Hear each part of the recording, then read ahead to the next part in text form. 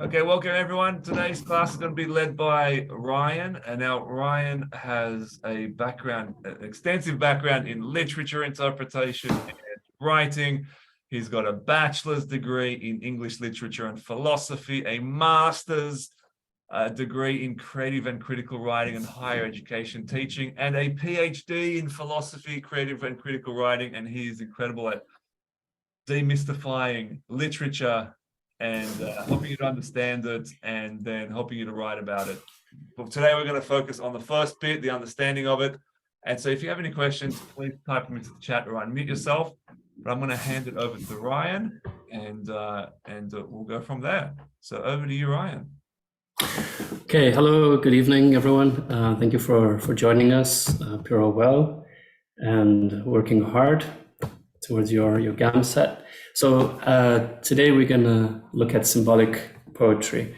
And I'm going to begin, I always like to begin with quotes. I think quotes provide context and get the mind thinking in the direction we want them to think. So I'll read it to you. The origins of poetry are clearly rooted in obscurity, in secretiveness, in incantation, in spells that must at once invoke and protect, tell the secret and keep it. And I think some of you might agree that the symbolic poetry that you've been looking at is an enigma. It is this mystery, and you read it and you're not sure where to begin in terms of interpretation. And so I wanted to begin just by alleviating some doubts or any stress that you might feel towards, or let's say animosity towards symbolic poetry. There is no magic trick. Okay, so a lot of the words here in this quote are associated with magic, incantation, spells, and excuse me. Yeah, there is no magic trick to deciphering poetry, particularly symbolic poetry. And it's a lot like, you'll hear me saying this again in terms of how to approach narrative, whether it's poetry or fiction, prose. It's about a similar approach to learning a foreign language, right? So, I mean, some of you may speak foreign languages or study them, and you'll be aware that it takes practice, and you have to develop an ear. So the same way you might, when learning a foreign language, have to spend time in the foreign country, you need to be spending time in the foreign country, which is poetry. And you may have come across poets such as Chaucer, Milton, from a completely different era, and the language itself, it's English, but it at times it doesn't look like English, and you have to you can't even find the words in the dictionary. The language has changed and evolved, and this makes it even more difficult to analyze and to decipher and to interpret. So I just want to encourage you to be practicing by reading as much poetry as you can, and to develop your ear and to look out for nuances. So the objectives for today are to help you develop an awareness, to further develop your awareness, because I'm sure a lot of you are working hard at it. So the awareness of symbolism and imagery, and to understand poetic devices and how they can help you. The more you know about poetry and the language of the mechanisms of poetry, the easier it is for you to get into the poem and to see what's happening, to navigate your way through it. And we're looking at different ways of approaching poetry. I want to stress, I don't want to repeat what's in the e-class in the bootcamp. So hopefully you've all been able to read through it and you've grasped a lot of what's in there. So there will be obviously some repetition of idea, but I want to show you an alternative method. So and then we'll be looking at some poems. A lot of them have been taken from the bootcamp, so you should be familiar with them. So it'd be a good idea to get your interpretation. And then, yeah, and also I wanted to ask, do any of you write poetry? Are you, I know you're aiming to become doctors, in the medical profession, but do you secretly write poetry? Do any of you present write poems, read poetry in your spare time? I think we're all friends here. Yeah. I think I've recommended it to someone. So Bridget says, haha, I wish I could. Jamil says negative. Layla says, I do. Okay, good. So Layla writes poetry. Anyone else? So Layla, do you write poetry or do you read poetry, or both? Layla says she writes it. However, I still don't understand other people's poems. Okay, right. So the way I want to run this workshop is to kind of put together, let's say, like a writer's workshop. So in a writer's workshop, or think of a book club, where you read the poems, you discuss them. And in a creative writing workshop, the writers will all present a poem, and then they will discuss what it means. So what I would like you to do is to encourage you to participate. So whether you want to stick to the chat or whether you actually want to speak out and share your opinions.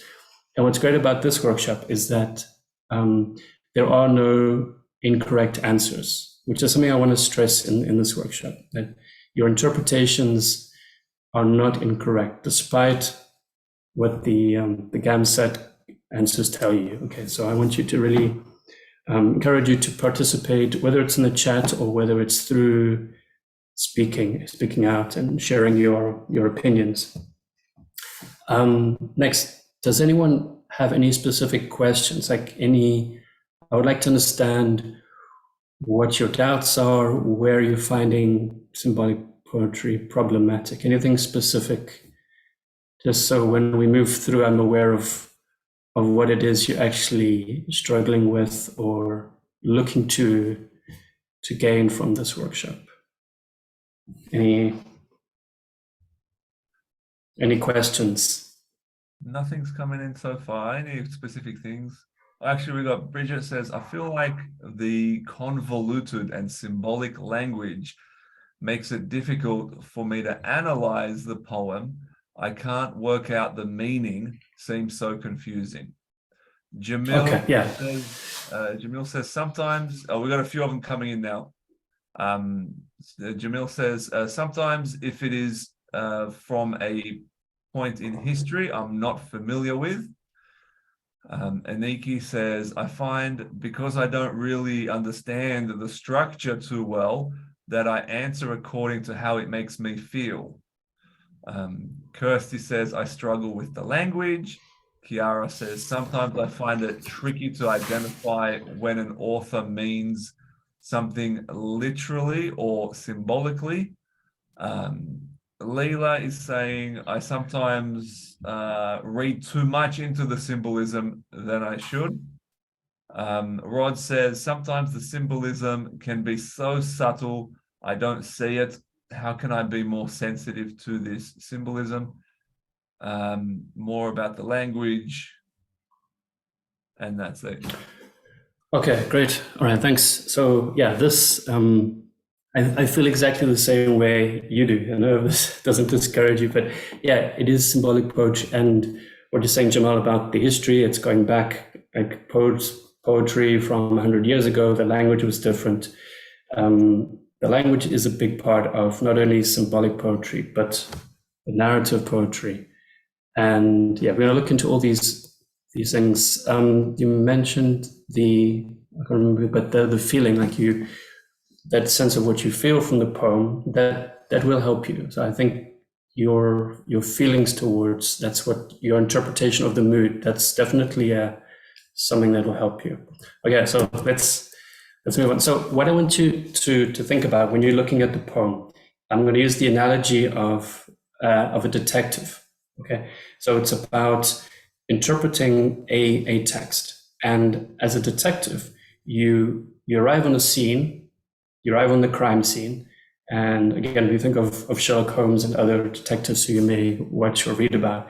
They have an ability to read the scene because they have practiced and they have developed intuition and instincts, and that comes through over time, being present at many different scenes. So it's about an accumulation of awareness. So this is what you need to do if you're going to interpret these poems. You have to gather that experience and hone your skills of intuition. And I know there's that looming problem of time. A lot of you, again, working, studying, you have other elements of this exam to consider, and poetry is actually a very small part. You may actually get through the exam without seeing any poems, but if you just break it down into a small part of your day, of your preparation, and really hone your skills. So I'm breaking it down to like five parts. So to the clues when you arrive on that scene, the clues, the scene is the poem. You know, the analogy of the detective. The scene is the poem itself. So when you arrive on that scene, when you see that poem in front of you, you have to detect the clues, and the clues are the poetic devices. So we'll go more into that. Then the usual suspects list. Okay, now you also when you've been doing practice exams, you may notice, as I have, that some poets reoccur, and they're usually the weighty poets. So the Shakespeare, the Milton, the Chaucer, the Blake, Emily Dickinson. So if you see a pattern of the same poets coming up again and again, these are the poets for you to study. So I mentioned that Chaucer, Milton, Shakespeare. You will notice that these are quite difficult to analyze, to interpret because of the language, because that's a language we no longer use in every day. You take a poet that's a contemporary poet, let's say Layla, is that correct? Layla, who writes poetry. So take Layla's poem. She writes in an idiom that is common to us because it's something that we hear every day. So Layla's poems might be easier to interpret than those of Chaucer. Okay, so it's about creating a list of writers who crop up again and again. Okay, then poet profiling, again, the analogy of the detective. Find these usual suspects and create a background, collect data. I'll go into again. Then we'll look at the methods of interrogation. So when you find a culprit or someone the culprit is the correct answer, you need to find a way of interrogating the poem itself, interrogating all those present at the scene, and also interrogating the questions. Okay. Now, those of you who read Agatha Christie or other detective fiction, you'll be aware of the term red herrings. Okay, red herrings are those elements that are put in our path to distract us, to lead us astray. And you'll see in the GAMSAT questions, there are red herrings that try and trick you into answering the wrong question and leading you away from the correct one. Do you find this? Yes, I'm gonna go. Okay, so let's begin. So the first aspect is honing your toolkit. Okay, honing your knowledge of poetic devices. Now, there are a lot. I think some of you have done a lot of your own research, like YouTube videos and websites. And if you Google poetic devices, you'll come up with lists. I've provided some links at the end. So if you haven't, you can just read through them. Now, there are a lot, and some of them are in the Bootcamp, and you can find them online. So I don't want to go through all of them because it'll take forever, but I imagine you're doing this in your own time. Now, does your knowledge of these poetic devices help you? Just to get an idea, those of you who have been reading about poetic devices, when you actually read a poem, do you find that it's just overwhelming? There's too many poetic devices. Does it help you interpret the poem?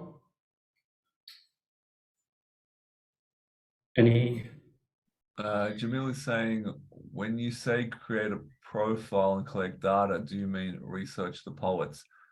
Oh, yeah. Yeah. I'll get to that point, but yeah, definitely to research the poets, and I'll explain why. Okay, so my question was, when you have an understanding or some awareness of these poetic devices, does it help you interpret the poem? Kiara says sometimes understanding the function of these devices can be helpful in understanding meaning. Okay, yeah, definitely. Okay, so I've just put up a couple here. So these are some of the poetic devices that will come up into today's workshop, this evening's workshop. Okay, so I'm not going to go into them in detail because these you can read and you can find online if you have doubts. So allegory, alliteration, illusion, caesura, enjambment, imagery, irony, metaphor, paradox. Okay, so in your daily lives, you probably come across irony. Irony is everywhere. We can't escape it, as is paradox. Okay, so I think you don't have time to study all poetic devices, but if you focus on these, irony, metaphor, paradox, imagery, as well as simile, symbol, and personification. So if you go through these, if you just kind of less is more, the questions, they're not going to be asking you about meter and iambic pentameter. The questions are more designed for the whole. Okay, so looking at parts of the language and looking at the poems technically, but not to a degree that you actually have to study poetry and understand rhythm and meter and rhyme. Okay, so I would concentrate your time on understanding how imagery, symbolism, simile, metaphor, these are the things you may have done in high school. So you should have some awareness of them. So just a distinction between imagery and symbolism, because they can be confused.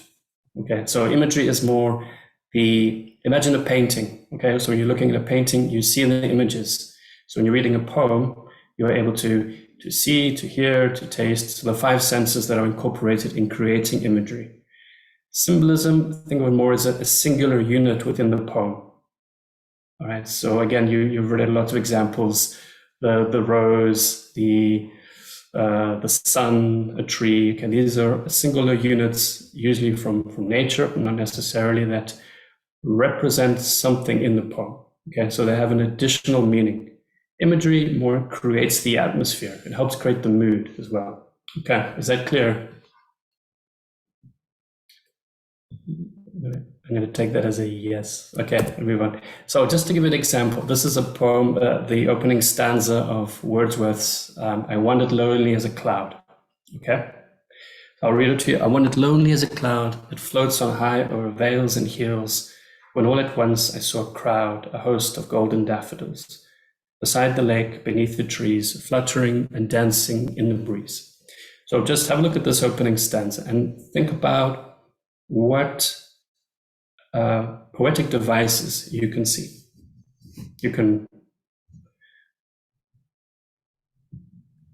Anything that comes to mind. We've got Kirsty says imagery. Imagery, okay. Can you tell us what is the imagery in the poem? Like what specific fragment? We've got rhyme.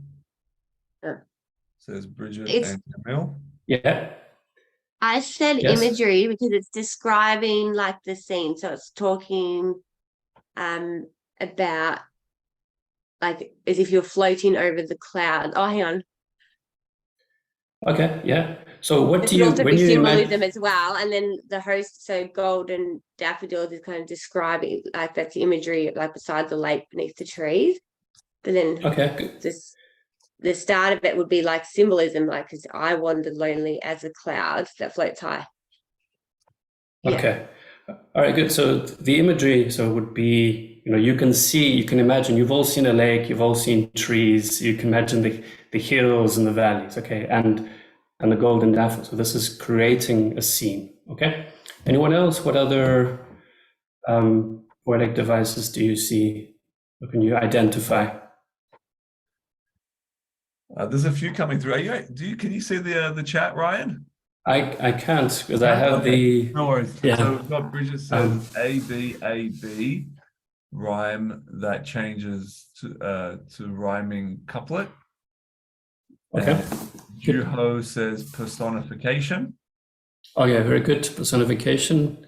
Leela says rhyme couplets. Okay. All right. Good. So just on this note, like I am. It's good that you can pick up the rhyme and the meter. Those things are very very technical, and I just wonder that it's good to know these things, and they can definitely help you. You're at you're further along in your interpretation, but in the actual look at how the questions from what I've seen, they don't really focus so much on these small technicalities unless you can say how the form, the rhyme, the meter, how it influences meaning, because it's all about interpreting the meaning of the poem. So the trick is how to show that the language and the form develops meaning. So these are things you must make the connection, which is not always easy. Okay, so here I've just highlighted. So you have I wandered lonely as a cloud. This is simile. So the speaker is taking on the identity of a cloud. So it's like I am lonely, wandering as a cloud. So it's different to metaphor. Okay, I won't explain simile metaphor. I think you're all at the point where you understand the difference. Simile uses as or like. So it's a comparison. This metaphor is you are the cloud. Okay, so you have Juho mentioned personification.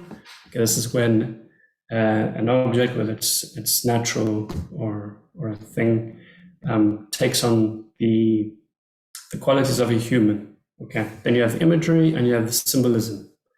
Okay, so the imagery, as mentioned, is what you can see.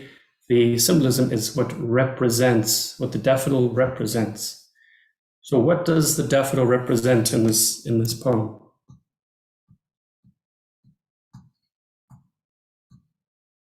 If you had to say, okay, daffodils represent what? And think about personification. Juho is saying people or People, yeah, it's yeah, exactly. Yeah, so we think there is the interpretation that I wanted as a cloud as the poet, who the cloud above representing nature, humanity, and the daffodils representing more specific people, a crowd of people. Okay, so it's this humanity looking at humans. Yeah, so you can see how an awareness of poetic devices, you can see personification, simile, imagery, symbolism, the rhyme, the meter. It all helps you to get a better understanding of the poem.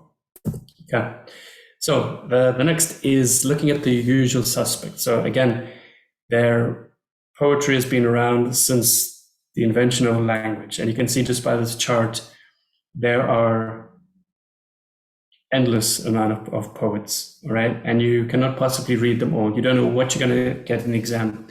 So you can see here there's the 10 most influential poets. So this is a good place to start, all right?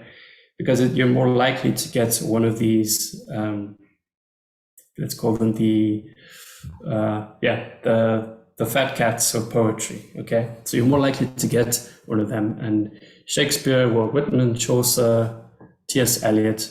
So if you do focus your list on these ones, it's better, you're narrowing down your scope. Okay, so what you should do is, I call them the usual and the unusual suspects. The usual suspects are the ones that you keep seeing reoccur in your practice. Again, Chaucer, Milton, Shakespeare. Okay, then the unusual suspects might be poets who are more obscure. I saw one in the practice. There's the Korean poet Ko-eun. Yeah, Juho, are you familiar with Ko-eun?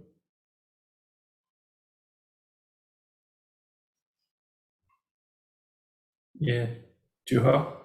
He's saying in the chats that sounds like a Korean name, but no, he's Yeah, not. yeah.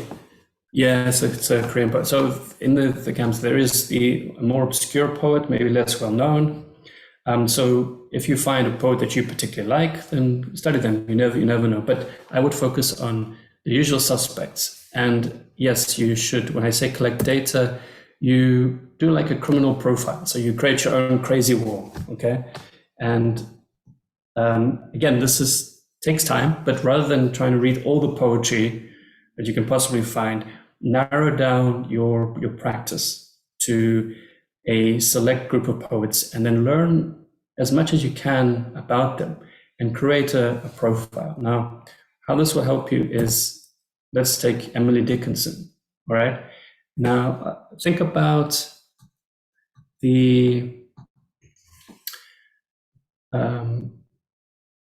if you think about yourselves as people, your use of language, the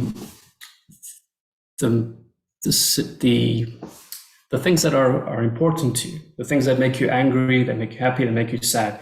As a poet, you tend to write about these things, and the same with other poets. They have a finite language. They don't know. They tend to use the same words.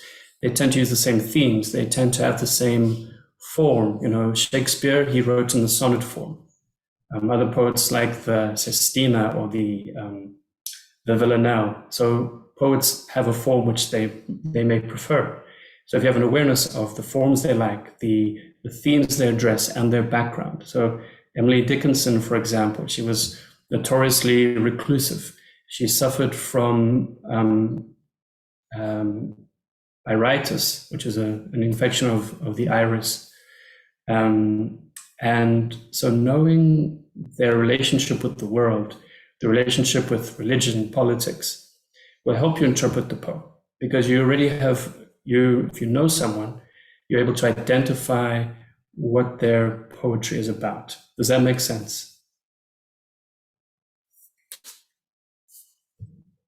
Okay, so I have a more detailed profile, with some more information about the Emily Dickinson, addressing aspects of consciousness, of mental illness, of the relationship between a person and the world through the mind. She was interested in the mind, in phenomenology, if I pronounced that correctly.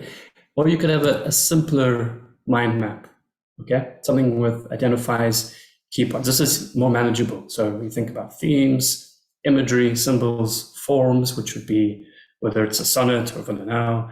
Then idiosyncrasies, these are the little peculiarities which we all have. And this will help you to interpret the poem. Okay, so I mentioned Emily Dickinson's, her reclusiveness, her eyesight, and you'll find when you read Emily Dickinson's poetry, she uses the first person, I, a lot, and there's this play on the word I, as in the pronoun I, and I as in the eyesight. Okay, so she plays with this a lot, and knowing about her fear of losing her eyesight, as a poet, you want to observe the world. Knowing that she has this fear, it does help you interpret the poem. Okay, does that make sense? Okay, so knowing the poet will help you interpret the poem. Not always. You don't always see authors in their work, but it's rare. Okay. Then other poetic devices are the other things that they use often. Emily Dickinson uses enjambment. She uses the M dash a lot, which you'll see in a second. Okay, any questions so far?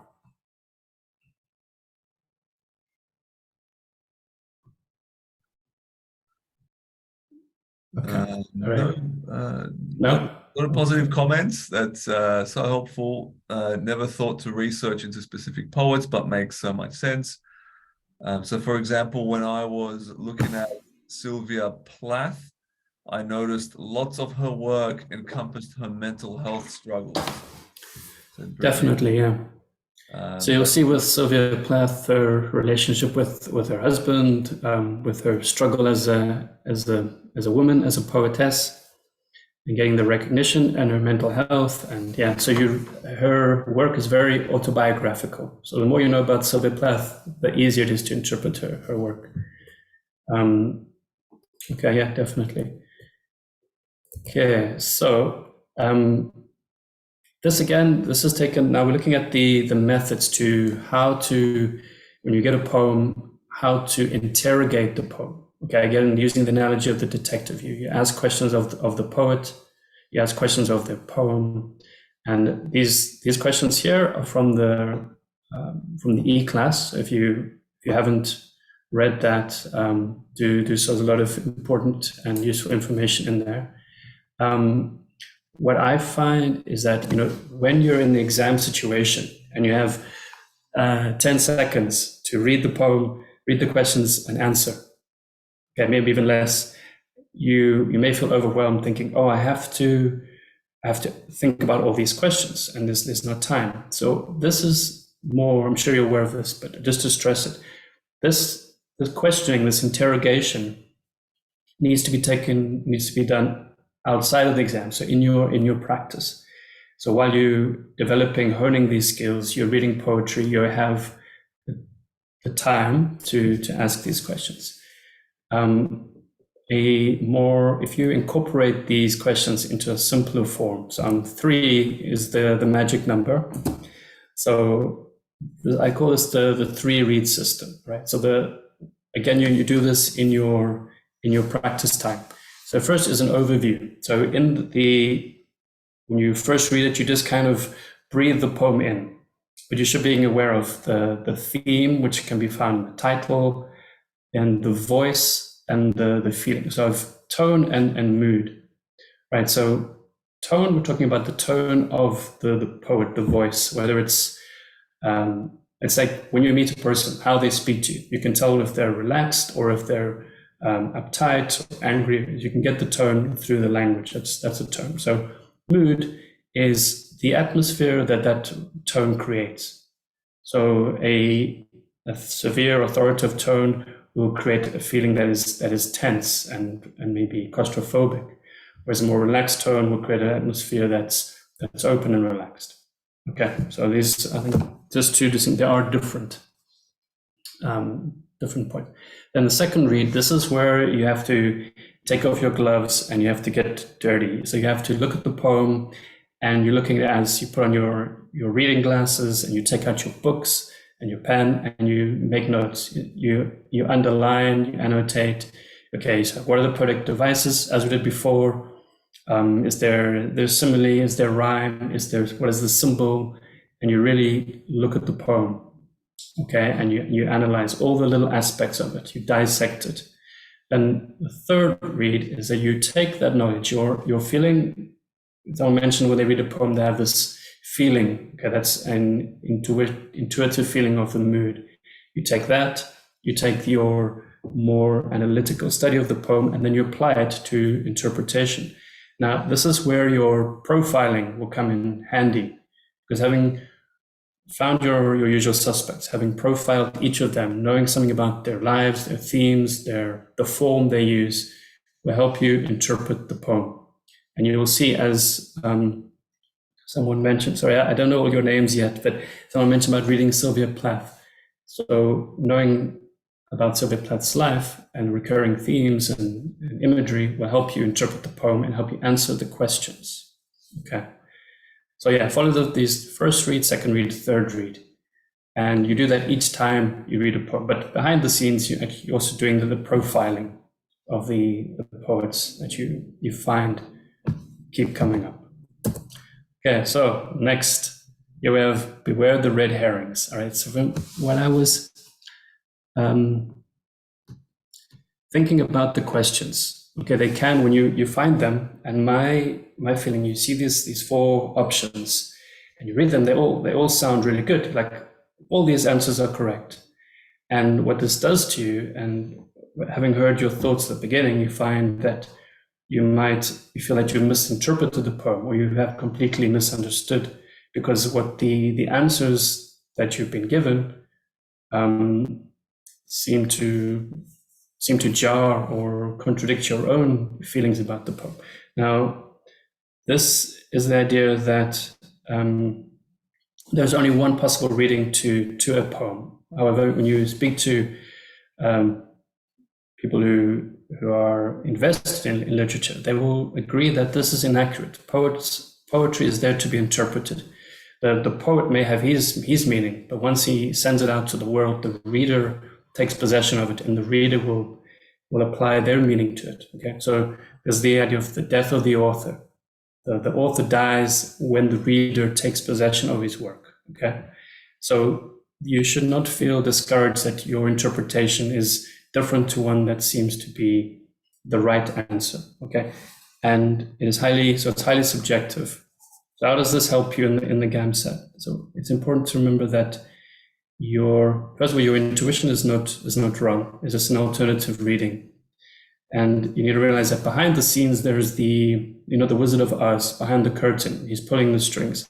So you need to get into the mindset of the puzzle maker, okay, the wizard. And in the questions, you may have come across these red herrings. Okay, these are the questions: the trickster, the fool, the allure, the trunchbull, which is the bully question. And then there's Mr. Right, our friend Bugs Bunny. And so you want to find Bugs, okay? But you have all these others that are equally, the allure, which is, that's an attractive option, okay? So you need to look at the questions, spend time looking at the questions and see what is the mechanism behind the question. Think about what does the person writing the questions know that you don't know, and you have the same resources. Okay, so you need to take comfort in that you can learn about poetry and really decipher the questions. Okay, so what I would do, so decipher the puzzle maker's approach to puzzle making. Okay, so read the questions first. How many of you, when you do the poems, read the poem first and then the questions? Who reads the poem first?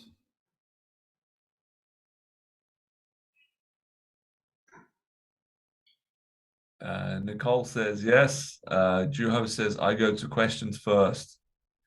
Okay, so I find that when you, particularly the narrative poems that are exceptionally long, they're long, and you read them, and I think I mentioned I had a chat with Juho about it, that you're kind of overwhelmed because it's just this block of text, you're encountering it for the first time. Whereas if you read the question first, it narrows down the scope because you see already the questions provide you with the focus. Okay, so reading the questions first, underlining key words, look out for words that will help you interpret the poem, the words that attach themselves to meaning, words that attach themselves to a particular symbol. So it provides you with focus, and then go and you read the text again. Obviously, the questions themselves won't mean much without the text, so they do work together. But read the questions first. It does narrow down your focus and understand like what you're actually looking for. Okay, so you go in there with some clues as well. Again, the analogy of the detective. Go in there and you have some indication of what to expect. Okay, and then look out for possible traps. Okay, and look out for the obvious question later that is immediately you can eliminate because it's the fool. It's just a silly answer. Okay, sometimes you might find those, and that's great because you can just eliminate them immediately. Okay, so we're going to look at a poem. This again I've taken from the GAMSAT practice questions. How many of you have read this poem, answered the questions? Do you recognize it? The brain is wider than the sky. No one's. Bridget says read the poem before in high school. Okay, good. Okay, so I'm gonna first of all, you notice that. You tell me what you notice. I'm gonna give you like a minute. Just see. Let's go through the steps. Okay. Wait. Let's do it. I'll read the poem. While I'm reading the poem, just get a sense of the mood, and then start step 2, which you look at the poetic devices. Okay. You see what you can pick up. Okay. So. Oh, sorry. So. Okay. The brain is wider than the sky. 4. Put them side by side. The one the other will contain with ease, and you beside. The brain is deeper than the sea. 4. Hold them blue to blue. The one the other will absorb, as sponges, buckets do. The brain is just the weight of God. 4. Heft them, pound for pound, and they will differ, if they do, as syllable from sound. Okay, so just have a look, see if you can pick out any of those poetic devices.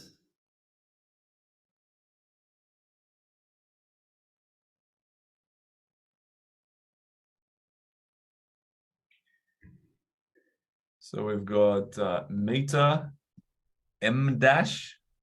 M dash, okay, that's your note, that's M dash. And for those who don't know, the M dash is the line, obviously, okay. Emily Dickinson loves an M dash. We've got alliteration, Okay. metaphor. Yeah.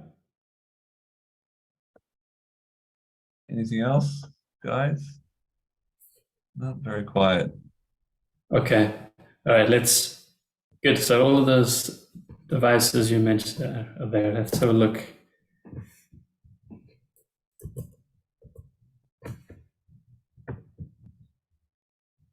Okay. All right, so we mentioned, the metaphor. So the brain is wider than the sky. Okay, so that's me taking the brain and you're comparing it to the sky. All right, so then, I've got, actually there's some, okay, so,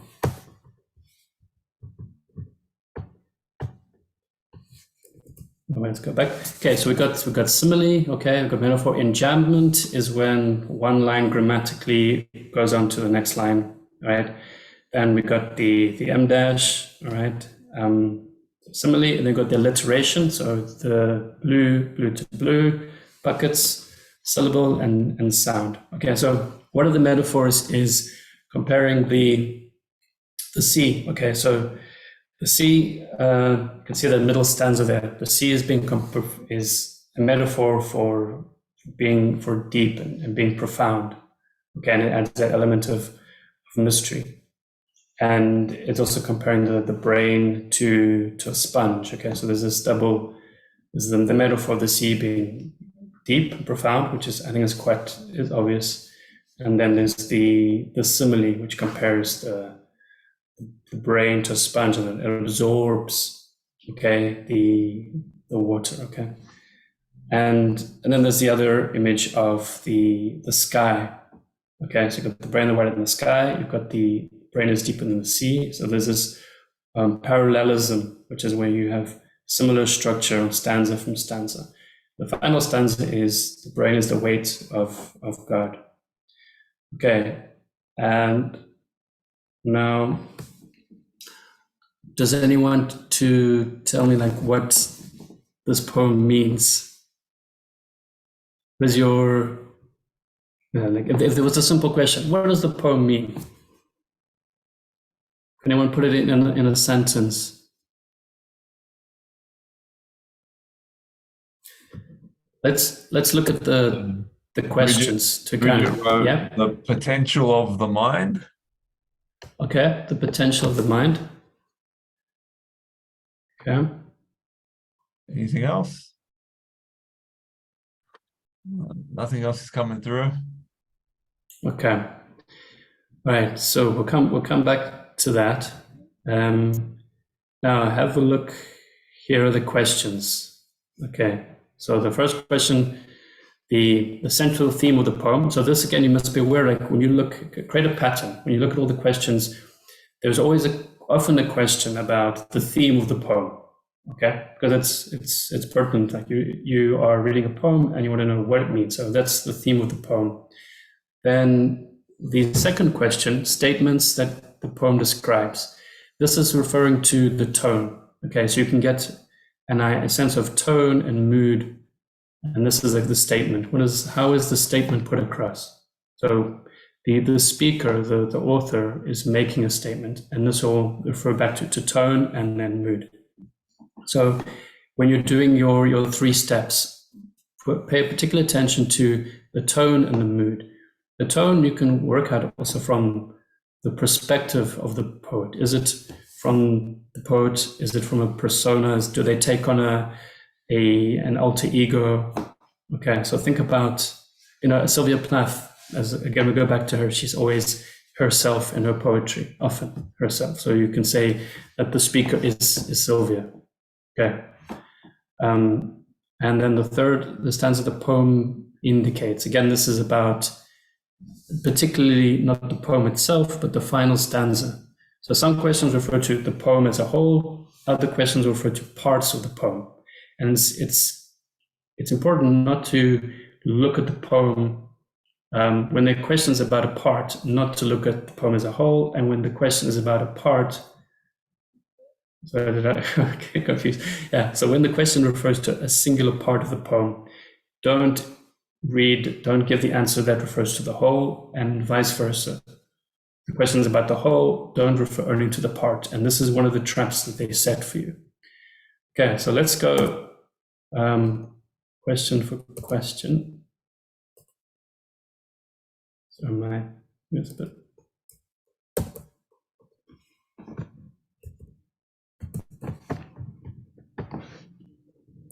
Okay, so first question, the central theme of this poem. Your answers, what did you get? What is the central theme of the poem? So you got A, B, C, D. And again, there's the, when you think about it, the red herrings, okay? You can see there's the trickster, there's the fool, all of them look good. You're like, oh, this is, and it's difficult because they're all appealing to you. And that's the trick of the red herrings. They try to distract you from Mr. Right. We're getting a lot of A's coming through. Okay. All right. Anyone get something else? We've got a C, a couple of okay. C. All right. Okay, so it's pretty even split, A's and C's. A's and C's. Okay. All right. So let's have a look at the answer. So our answer is A.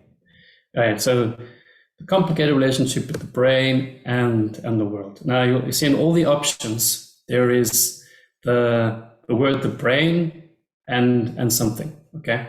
And you'll notice there's use of adjectives. Now these are tricky because they have words like the complicated, the significant, the immense. All right. So these words they distract you from the actual answer because you use they're weighty words.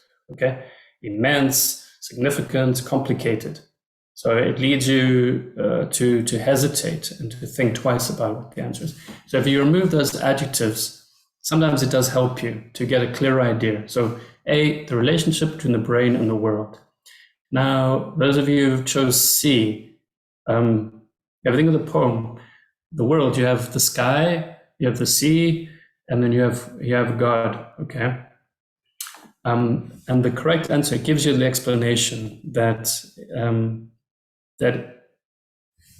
going to move this thing. Okay, so the theme of the poem, relationship between the mind and the world outside of it, okay? And you think about how they absorb the ocean. So you've got the brain's metaphorical ability to absorb the ocean and the universe. So what I'm trying to get at is the explanation is not always convincing. Would you agree with me, those of you who've done this practice, that the explanation is not always convincing or accurate? Yes? Nothing's coming through yet. Okay. I don't want to throw a red herring into your path. Okay, let's see why C is not correct. Okay, so C, the brain's absorptive capacity. Okay, so this is the literal interpretation. And also remember what I was saying. So absorptive capacity is that it's absorbing the C, okay? So you see the word absorb, you connect it directly to the poem, but it's only the middle stanza it's only the middle part that talks about the absorptive capacity, to absorb like a sponge.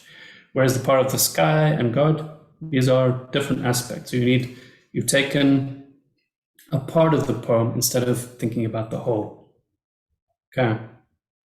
All right. So again, read these parts again, and I don't want to go into them now because I'm just kind of running out of time. But yeah, it's a good idea to analyze why the answer is inaccurate and to see where you've gone off track. Okay. So the second question: the statements made in this poem can best be described as whimsical, unequivocal, homiletic, or melancholy. Okay, your answers.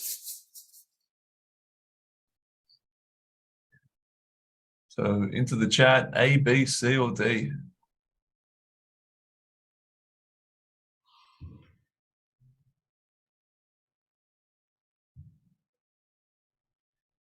A, B, C, or D. But yeah, Okay. if you don't know what C means, that's part of the question. Yeah. Okay. So this is the point. When you have these words, okay, and they're not your everyday the words we use every day. You know, we don't talk around and say, "Oh, that's very unequivocal." You might use whimsical, melancholy, but the other B and C you use less. Okay. So again, in your preparation, when you come across adjectives or words, particularly in the questions that you don't understand, look them up in the dictionary and become familiar with them, because again, there's a pattern. These questions come up again and again. You will see the same adjectives, and if you each time you're like, oh, I'll look it up later, you're gonna find yourself in the exam. You're like, oh, I wish I'd looked up that word. Okay, so we all have a great vocabulary, but there are words we don't use often. We don't see them often. Look them up, and you'll be grateful. Okay, so yeah, let's look at. And what are your answers? What is the majority? Is there? The majority is they don't know. I don't know. Okay. There's a lot of confusion. Right. It's like A or C, C or D. Okay, so let's go through them. So whimsical. Whimsical, another word for whimsical is funny, light-hearted. Okay. Unequivocal means ambiguous. Okay, there's ambiguity. Homiletic is something when you go to a church service and there's this sense of someone giving a sermon, paying respect to someone else, looking at something in a respectful light. Melancholy, sadness. So, is the poem whimsical? Is it a funny poem? Do you find yourself feeling that it's a poem that's light-hearted? Given what you know about Emily Dickinson, is she a whimsical poet? Okay, think about the other poetry. It usually deals with aspects such as, you know, death,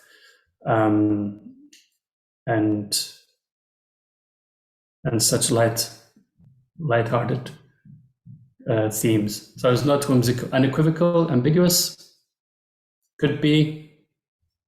Okay, I'm going to show you. So the answer is C. Okay, and it's sermon-like.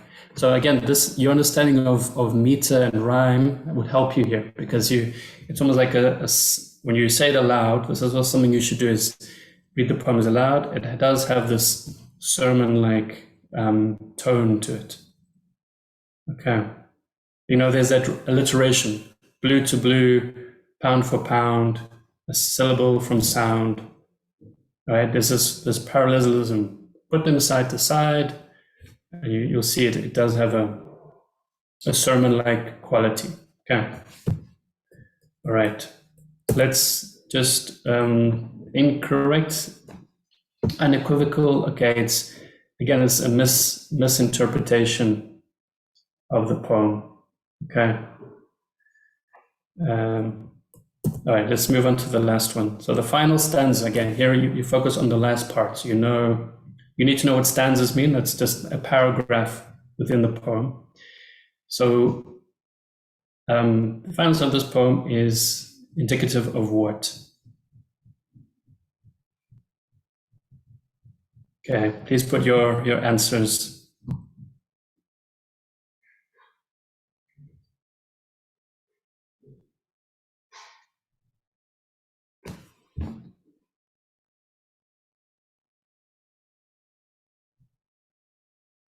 Anything coming through? We're getting 3A. There's a C. They're the only answers. An A, another A, a B. Okay, good. A, another A. Okay, so the answer is A. Okay, correct. Well done. Okay, so the reason why it's because if you look at, you have the sky, you have the sea, and you have the weight of God, and again, but we're focusing on the final stanza. Okay, so it's comparing to syllable from sound, right? So if you think about a syllable is the part, and the sound is the whole. So if you think about the syllable is the voice, the sound is a more general, okay, a larger,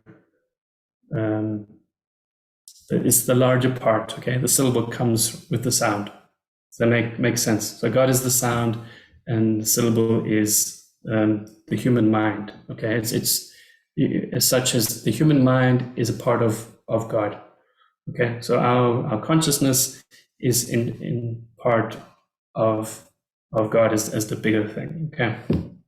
So again, look at the question, is lies in the formation, lies in the form, right? Yeah, I want to go into more detail about the poem, and it's the interpretation of it. Unfortunately, we don't have time to go into detail, but I just want you to see that having an awareness of the poet's background, okay, knowing that they will address certain themes about God, okay. So if we go back to the profiling page, okay, we know that her Emily Dickinson was religious. She had conflictual relationship with the church, with institutions, and institutions such as the church, but also education that limited an individual's perspective, okay, saying that you must believe such and such, and you must only acknowledge certain beliefs and ideas. So she was against that, and she was open to consciousness. So she would think about the human mind and the possibilities of the human mind, and she was against limitation of the human mind. Okay, so if you have an awareness of her background, of her beliefs, of her themes, it'll help you to interpret. Okay, for example, C, it would be sacrilegious, right? So some would regard Emily Dickinson's poetry, certainly at the time in which she was writing, as sacrilegious. So this is kind of a red herring. Okay, if you know about her background, her beliefs, then you'll know that C is a red herring, because you think, oh, it could be regarded as sacrilegious, but she is not sacrilegious. She uses her comments about poetry in an ironic way, because she is a Christian. She's not sacrilegious. So that is a red herring, because you might interpret it. People interpret the poems as sacrilegious, but she is not. So it's not her intention. Okay, so the intention behind the poem is not sacrilegious. So I stress again, knowing this, knowing about Emily Dickinson will help you make a more discerning choice in answering the question. Okay. So here we have another poem by Emily Dickinson. Okay. Now, Dr. Tom, how much time do we have? Well, I'm happy to keep going if you guys are. This is really great. This is very, very helpful. Lots of great lessons coming out of it. So if you want to keep going, So just so that everyone's happy to Yeah, Jamil's saying to continue. Juho's happy to continue. So is Nicole, Bridget. Okay. Right. So again, looking at Emily Dickinson. So you've looked at the one poem, okay? And if we look at another of her poems, and we take across what we've learned from our experience with the first poem and our profiling, and we look at this poem, can you, just looking at it, can you see there is a similarity? What do you notice besides the words on the page? What do you notice about the poem? Yeah, I've put it onto two second parts because it's quite long. So it's on two side by side, but yeah. Got M dashes. M dashes, okay. Yeah. Enjambment. Yeah. Structure, flow. Okay. Good. So the more you read Emily Dickinson's poetry, the more comfortable you become with the form, the themes, and how to go about interpreting. Okay, so you can see the word, there's a sky, and so I'll read this poem to you just for you to get a feel of it. Think while I'm reading, think about what are the M dashes, what are they doing in the poem? Poetry is meant to be read aloud. It's, before we had television, and poetry was a form of entertainment, and people would listen to performances of poetry, and it's meant to be read aloud. So the punctuation is very important because it creates pause, it creates moments, it creates hesitation. Okay, so I'll just read it to you. I did find some readings of poems, but they're all read by pretentious old men. So I thought I would spare you. Okay, so before I got my eye put out, I liked as well to see, as other creatures that have eyes and know no other way. But were it told to me today that I might have the sky for mine, I tell you that my heart would split for size of me. The meadows, mine, the mountains, mine, all forests, stintless stars, as much of noon as I could take, between my finite eyes, the motions of the dipping birds, the morning's amber road, for mine to look at when I liked, the news would strike me dead. So safer, guess, with just my soul upon the window pane, where other creatures put their eyes, incautious of the sun. Okay. So yeah, my voice is a bit husky this evening, but it's morning here at the site. But yeah, so do you like this poem? What is your feeling for it? Think about the mood, the tone. Yeah, people are saying it's sad. Sad. Okay. All right. Can someone articulate why it's sad? I agree with you. There is a sense of loss, the use of mine. Emotional because we know about her disease. Okay, yeah. Good, yeah. So the fact that you know about her ailment, and again, as a poet, as someone who writes, writing is, especially poetry, is very visual. Your communication, your sense of the world comes through your eyes. So it is very sad as a poet too, as well as a painter. Okay, so again, there's that play on the eye and the eye. Okay, so again, you could argue that, again, with those questions, who is the speaker, who is the persona? So the speaker could be Emily Dickinson, but we know that she never actually went blind. So she did suffer with this ailment, but she never actually lost her eyesight. But there's that fear of having lost her eyesight. Whereas the persona in this poem has, okay, before I got my eye put out, right? So the person is blind. I know it just says one eye, but yeah, the interpretation is that the person of this poem, the persona behind this poem, is blind.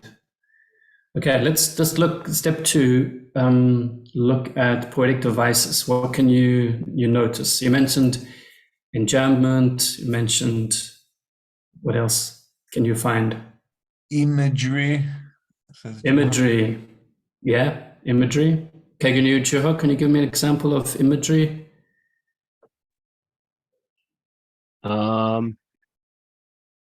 There's heaps. There are heaps, like the widows, the forests, Yeah. distant stars, dipping birds, and so on.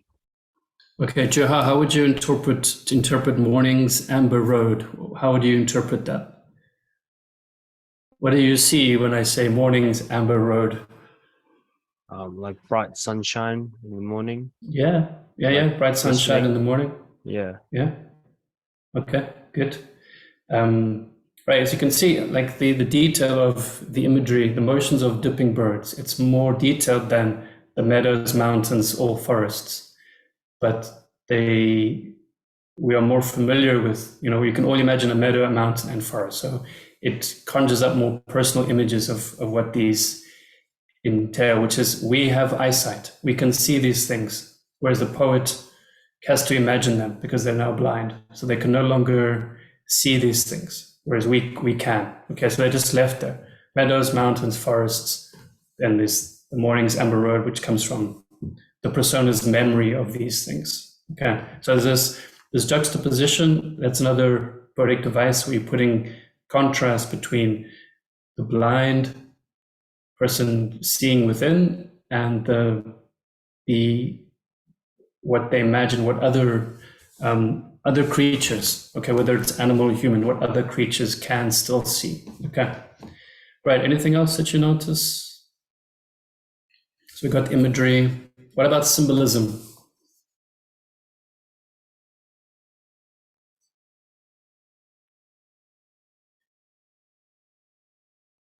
There's Anyone the see? golden light rays of morning, says Rod. Okay.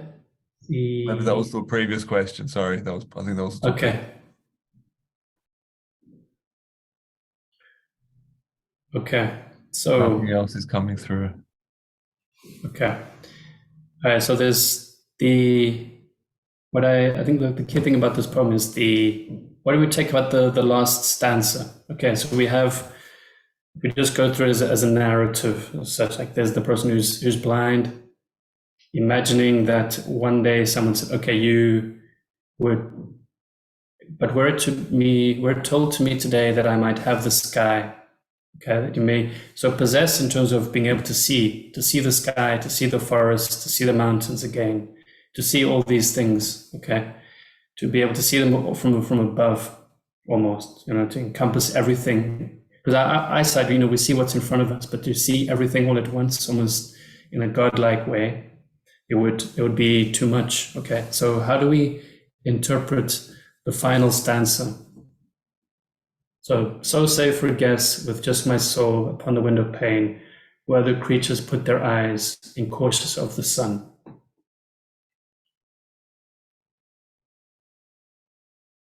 How does it? You'll read a lot in the questions about the shift. There's a shift in the poem. So the poem takes a course, and then suddenly there's a shift, which means there's a change in tone, change in mood. How do you interpret?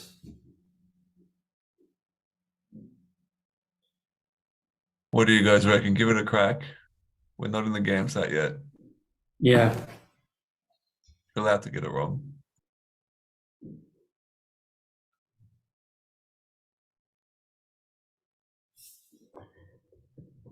We've got warming, says Nicole. A warning, yeah. So Okay. warning, yes. Warning. Yeah, Says, definitely, I agree. Yeah. It's not irony, is it? He's asking a question. Yeah, I think you could interpret as ironic. I'll explain why we think. Yeah, so Nicole's saying those who can see not to take sight for granted. Okay, yeah, good. Yeah, so all those answers are, I would say, are valid and very interpretation. So definitely the irony, the warning. So the word incautious. And importantly, about taking our eyesight, the fact that we can see for granted. Okay, so when we have our eyesight, we don't think So we don't think about what it would be like not to have it. Not really. You know, it's only when we lose our eyesight that we are aware of. You know, and looking at the sun. You know, so going around, taking it for granted, and seeing things willy nilly. You know. Okay, so let's just have a look at some of the aspects here. Okay, so we have alliteration, we have imagery. The poem itself is ironic. Okay, symbolism and tone. Okay, so there when we spoke about the warning, the caution, it's a cautionary tale. It's saying, don't take your eyesight for granted. Don't take your way of seeing the world and people in it for granted. Okay, so it's almost like when you're blind, you're seeing with this insight of, you know, there's the word my soul. Okay, so the soul is significant because it's an inner insight. So you have that play with your physical sight and insight, okay, which is connected to the soul, your consciousness of the world and what's in it. So there is the irony. So it's almost as if the blind, this is again, you'll see through all literature, especially in Shakespeare, the blind in Shakespeare, blind characters and in poems tend to be more insightful and wise than those who can see. Have you come across that in your reading of literature in general or films? The blind person is always the wise. On the outside, they look decrepit, but their insight is developed. They're more soulful and wise. So can you see that's the irony? Okay, we have to be blind before we can see. Make sense? Yeah. Yep. Yeses are coming through. People have seen that in films, and yeah, it's making sense. Okay. So again, reiterate the knowledge of Emily Dickinson, knowledge of her theme. So again, it's recurring, the same imagery, you know, with the sky, with nature, and awareness, consciousness of self. Also, you know, how does this connect to us knowing that Emily Dickinson is reclusive, that she never leaves home? You know, she stays at home, she writes poetry, she looks out her window. Can you see, like, having a story about the poet helps you understand meaning? Yeah. Okay. All right. Any questions about anything we've covered so far? Is this making it? Do you feel that you're more comfortable in approaching symbolic poetry?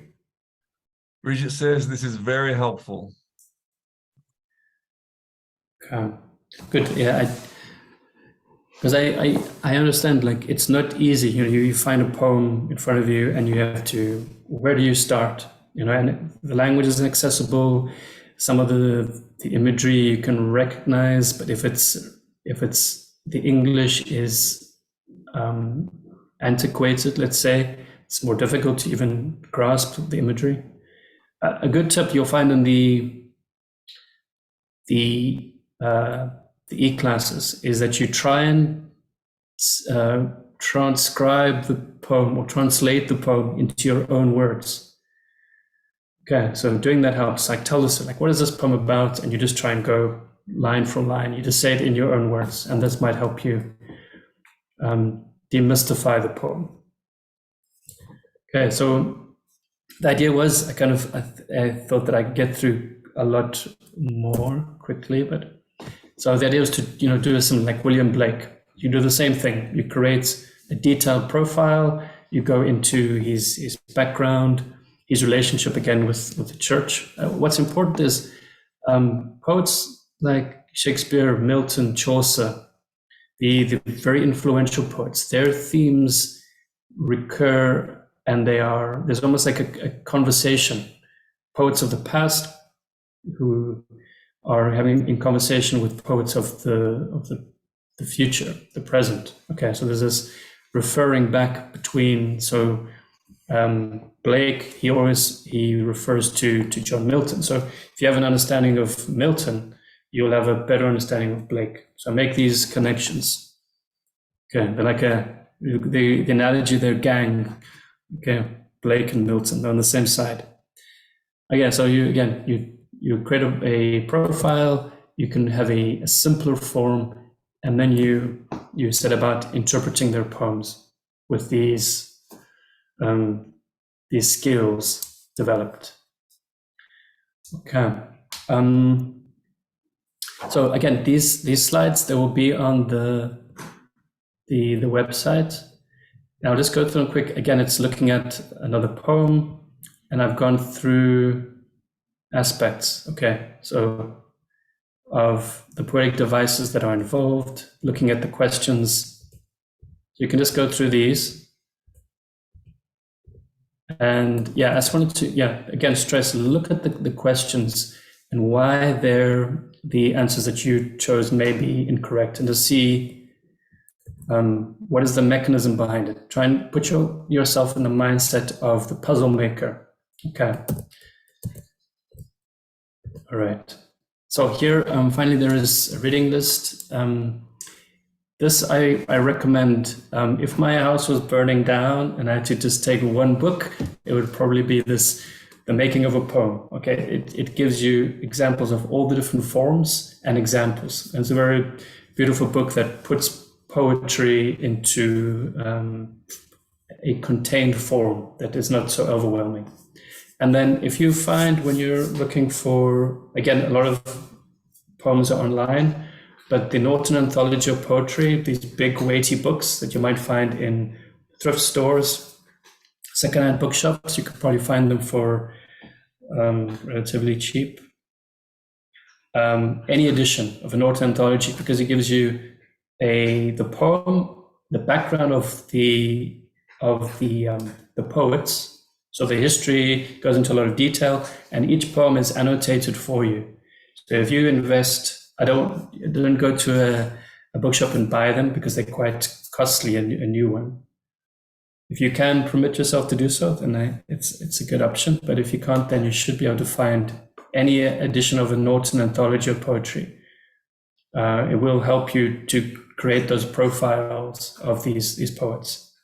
And then finally, this is one of my favorite poets. He's very accessible because it's free verse, so it's in a language we can understand. And this is a collection of his poems. Okay. And finally, there's some, if you want to just look at poems online, Poem Hunter, Poetry Foundation. Lit Charts is excellent. It does, Lit Charts, I really recommend that you use this. And then if you want to watch something, this is a TED Talk by a poet called Billy Collins. I won't say, but I recommend you watch this TED Talk. Okay, any questions? Yeah, we had one just a minute ago. The question is, after we've gone through the process of analyzing poems, how do we know that we're interpreting them correctly? You don't, is the honest answer. Because as I said, the way it works is that there's what they call a canon. So many, when these poetry becomes a part of, let's say, the institution of literature, there are a group of people who make the decisions, who decide, okay, this poem means such and such, and this becomes the canon, and it becomes the accepted interpretation. So someone might read it and have their own interpretation, but then there is the accepted interpretation. And this is what will be accepted in the GAMSAT. It's not how you interpret it. This is unfortunately the paradox of poetry. Okay, it is open to interpretation, but then there is the one interpretation that has been decided by someone with more experience, and that's the difficulty in in doing this, the GAMSAT. Okay. But as I said, that's why the profiling will help. The profiling and knowing what is the accepted interpretation. And these are all themes that are recorded. These poets address these themes, they use these forms, they use these devices. So you can get a good idea that your interpretation is correct based on your time, the time spent with each individual poet.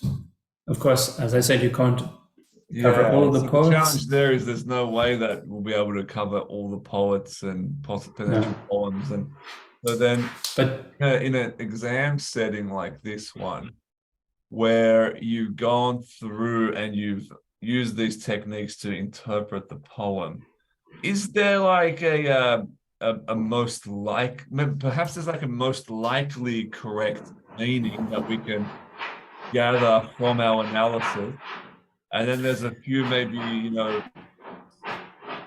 meanings on the sides that that might be more sure, but is there like a main way to pull out the main meaning?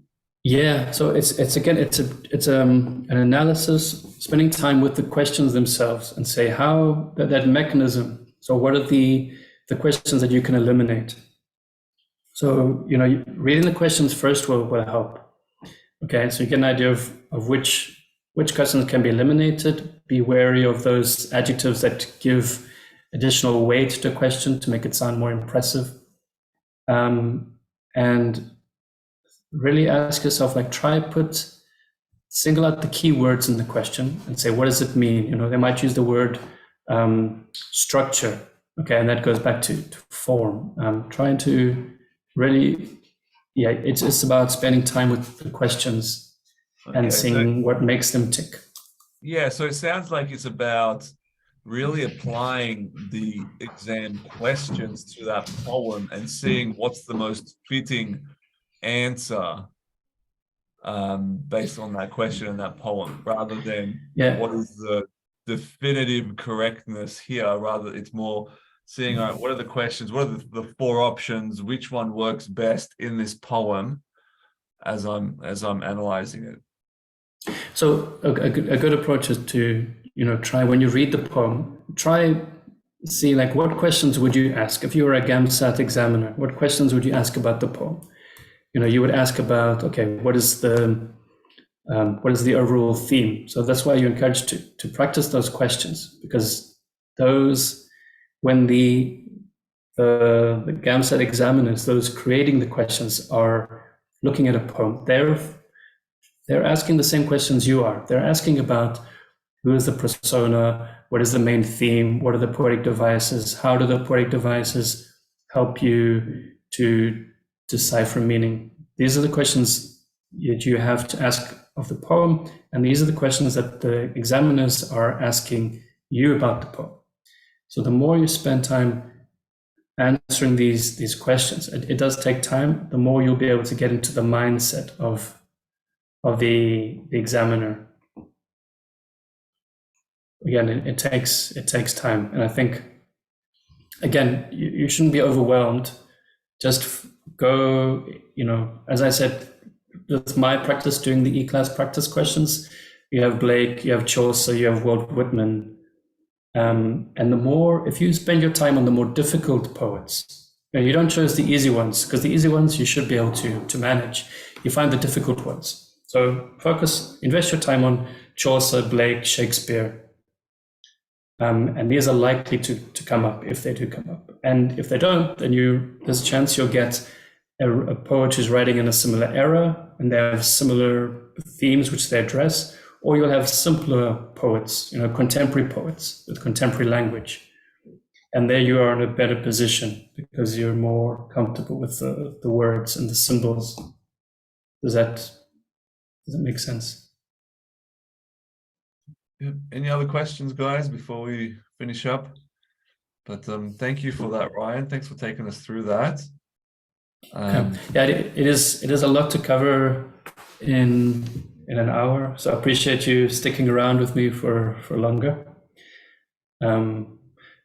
Excellent. Yeah, everybody, and we'll see you next time.